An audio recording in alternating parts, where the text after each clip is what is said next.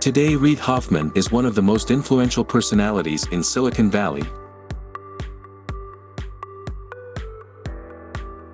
He was one of the first investors in Facebook. He actively participated in the creation of PayPal. He founded LinkedIn and eventually became a billionaire.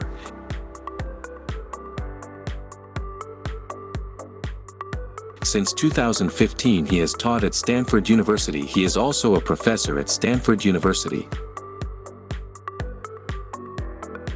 Hoffman, however, is not among the lucky ones who find their way from the start.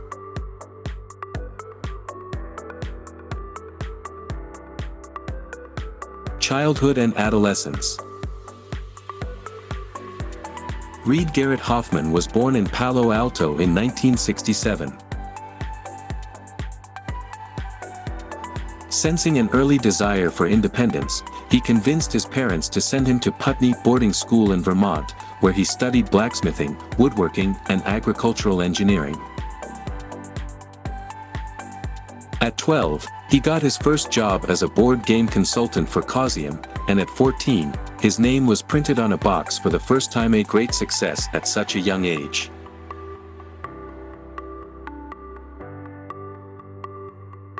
While attending Stanford University, he realized he wanted to make a difference in the world.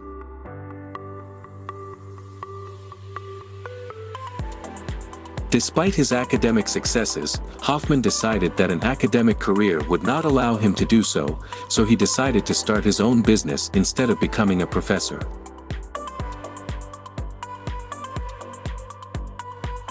Reid's first real job was as an intern at a winery. He then worked at Apple as a product manager on the eWorld project in 1994, one of the world's first attempts at social networking. He then moved to Fujitsu, where he co-founded socialnet.com.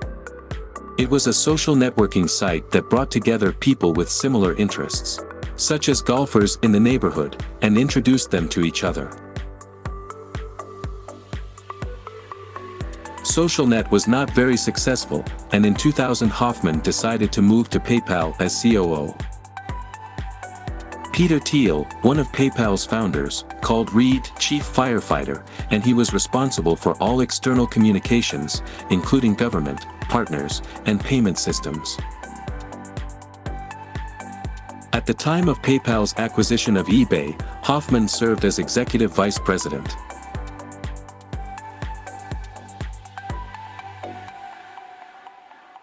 Theory and practice to make the world a better place.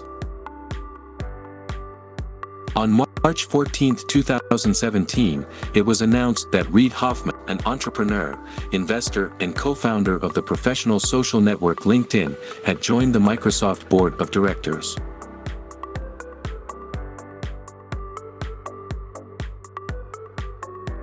This news caused excitement in the business world, and everyone realized that Microsoft was on the cusp of a global transformation. Why? To understand it, just look at Hoffman's very fascinating, but also extremely thorny path to success. Stanford is the city where the future founder of LinkedIn was born.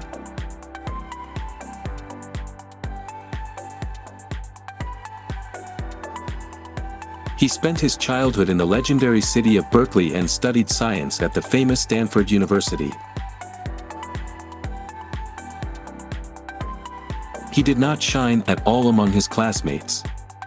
Although he dreamed of a career as a scientist, he was neither a computer genius nor a geek. At the time, Reid Hoffman thought he could make the world a better place through academic science. Hoffman earned a bachelor's degree in cognitive science in 1990 and a master's degree in philosophy in 1993 from Oxford University. He soon realized, however, that there was little demand for clever books about clever ideas. A new hypothesis was born: economics stimulates positive change. This hypothesis had to be tested. And this persistent researcher set out in search of proof.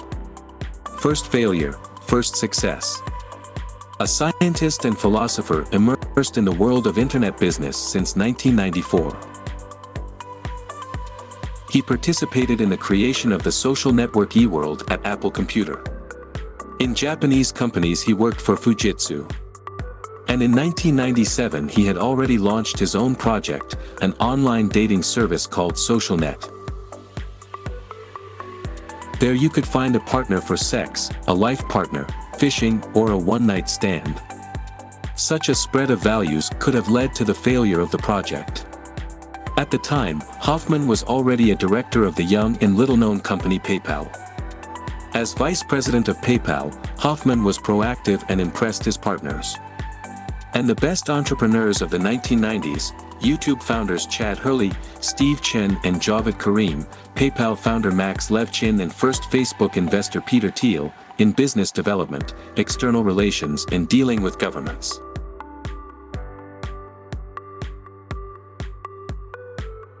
Hoffman was successfully appointed to head PayPal, and in 2002, eBay acquired the fledgling PayPal company for $1.5 billion. LinkedIn, what everyone has been waiting for. Best idea. LinkedIn is an online association of people who want to accomplish something in their careers. Wanted to be remembered. By creating a company that would help millions of people. In 2003, Hoffman and his colleagues had already launched a new business venture, LinkedIn. Experienced entrepreneur friends helped grow the business, and Peter Thiel also invested private money. The idea proved successful. Soon recruiters and headhunters were using the network to find new employees, rather than special sites with resumes and job offers. In an economically challenging 2015, the company reached a turnover of $2.9 billion. And in 2017, 400 million people from 200 countries were registered on the social network. According to Forbes magazine, LinkedIn has become the most profitable social network for professionals and people looking for jobs, partners, and business contacts. New plan to save the world. LinkedIn founder Reid Hoffman invested $30 million in the petition site change.org. More than 100 million people now use the site, and more than 1 million petitions have been submitted in the 10 years since change.org was launched. Government agencies and various companies have changed decrees and decisions 21,000 times as a result of change.org petitions. The hypothesis turned out to be correct. Through this business project, Reid Hoffman and his staff have helped millions of people make their lives easier, find new goals and the means to achieve them. But like a true scientist, Hoffman uses other methods to make the world a better place.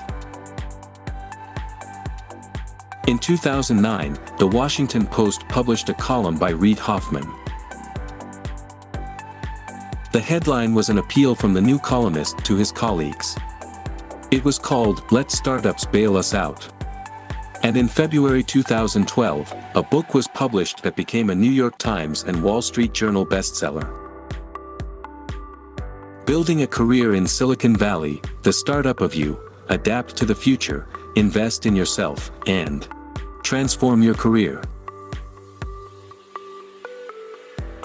The book's authors, Reid Hoffman and Ben Kasnaha, show readers how to develop their careers through the laws of startups and use their entrepreneurial know-how to succeed in any field. And Hoffman takes every opportunity to spread new and develop profitable ideas. And his rules of startup creation will inspire all aspiring entrepreneurs. 10 articles by Reid Hoffman on creating startups. 1. Find a niche. When starting a new business, ask yourself, what was impossible or unnecessary in the past and is possible or necessary today? Can your new product capture or create a market? LinkedIn was born in the midst of a recession. I thought about what opportunities the internet offered and what was most needed. Then it occurred to me that everyone needs a professional online account and that LinkedIn could reach more people than a newspaper ad or resume on a website. 2. Set big goals. Your startup requires a certain amount of blood, sweat, and tears. And that amount doesn't depend on whether your idea is global or modest. In other words, you're still using the same resources. So choose the big goal either way. Launch a new product or service that didn't exist before. Create a new market with your product or become a leader in an existing market. 3. Build a team. There is an illusion that successful startups are created solely because of the innovative ideas of the founders. But in fact, behind every successful project is the work of a strong and talented team. Advisors, investors, and employees. Finding the right people. For Plan A and Plan B. When you start a startup, you have to be prepared for both successes and failures. A successful project is one that not only works, but also offers significant benefits and additional opportunities that can be exploited immediately. Plan A should involve scaling up, strengthening your position, and entering new markets. However, other outcomes are also possible. The original idea does not work and there is little demand for the product. This is not a failure, but just the right time to incorporate a prepared Plan B. 5. Time to be persistent and flexible. Business books sometimes give aspiring entrepreneurs conflicting advice.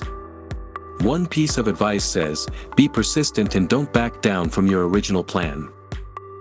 On the other hand, it also says, be resourceful, change your plans flexibly, and change direction, depending on the situation.